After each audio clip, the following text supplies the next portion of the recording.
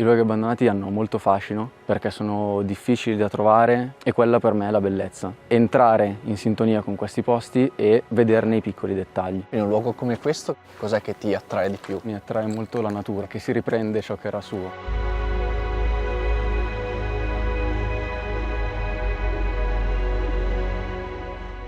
Ciao, sono Samuele Maccolini. Negli anni 70 questa città fantasma era considerata la Las Vegas della Brianza. Venivano persone da tutta Italia per visitare questo grande e folle progetto architettonico che era stato progettato per offrire feste e divertimento. Oggi a Consonno sono rimaste solo queste rovine che attirano curiosi e soprattutto gruppi che fanno urbex, ovvero l'esplorazione urbana di luoghi dimenticati e abbandonati. Ciao, sono Vasco, ho 23 anni, da 5-6 anni faccio urbex e giro l'Europa alla ricerca di luoghi abbandonati.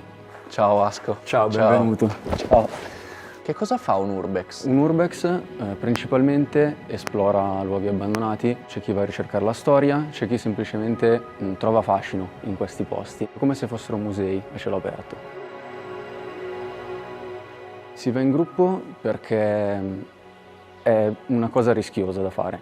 Possono succedere tante cose, ad esempio a un mio amico c'è tutto un pavimento sotto i piedi e se si è in gruppo si riesce ad aiutarsi in queste situazioni e a evitarle anche più facilmente. Il movimento non ha una vera e propria nascita. Ho trovato anche delle foto a pellicola degli anni 70 di luoghi abbandonati. È una cosa che tutti hanno sempre fatto e ultimamente è diventata molto famosa, perché comunque sono posti che attirano. Quindi ho iniziato a fare ricerca partendo da delle immagini di altri fotografi e pian piano è diventata una cosa sempre più seria, così ora ho una mappa con centinaia di posti da visitare.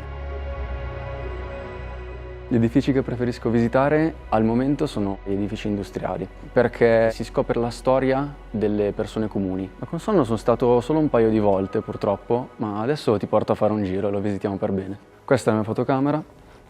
Solitamente entro nei posti, vedo cosa mi ispira di più e provo a fare qualche foto.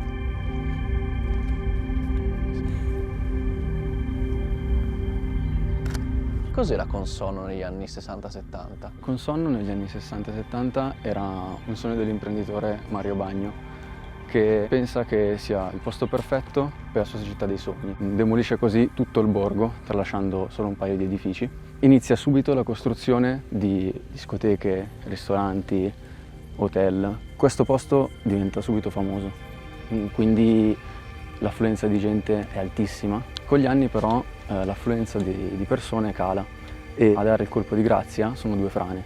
Una prima a metà degli anni 60 che rovina la strada che collega a Olginate.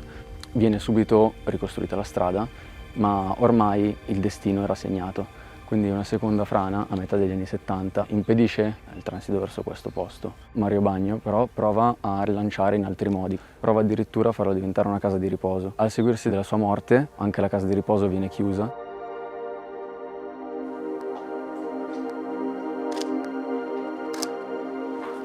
Ad esempio in un luogo come questo che cos'è che ti viene da fotografare? Cos'è che ti attrae di più?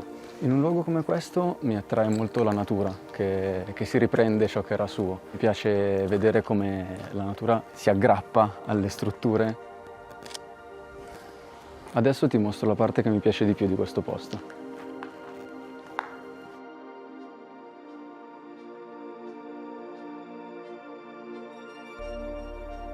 Questo è il Minareto, quello che resta di quella che veniva chiamata la Las Vegas della Brianza.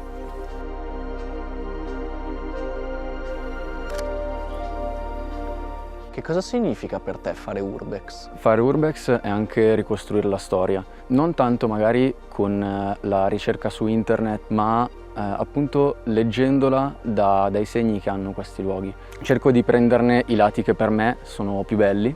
Cerco di portarmi a casa un pezzettino con le mie foto di questi posti, dei posti che ho visitato. Spero che quello che faccio abbia un impatto, ma è molto difficile. I comuni, le famiglie sanno che ci sono questi posti, ma finché non vengono distrutti e quindi diventano completamente irrecuperabili, non fanno niente. I luoghi abbandonati hanno molto fascino, in parte perché sono nascosti, perché sono difficili da trovare, perché sono difficili da trovare in buone condizioni.